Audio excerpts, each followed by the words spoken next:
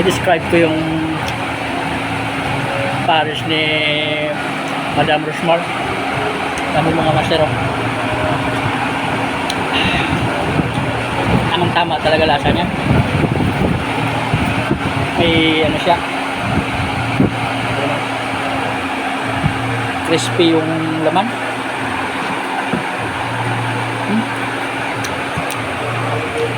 Yung sisig niya i-describe din natin yung sisig.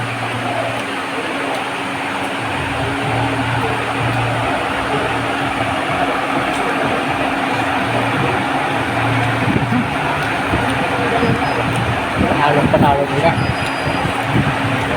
10 out of 10 yung performance.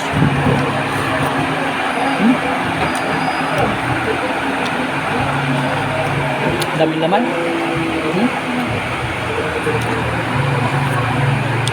May chicken din sila kasi hindi tayo kumuha ng chicken.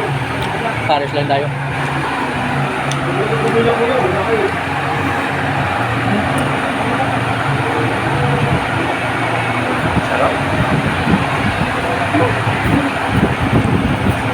Sisig.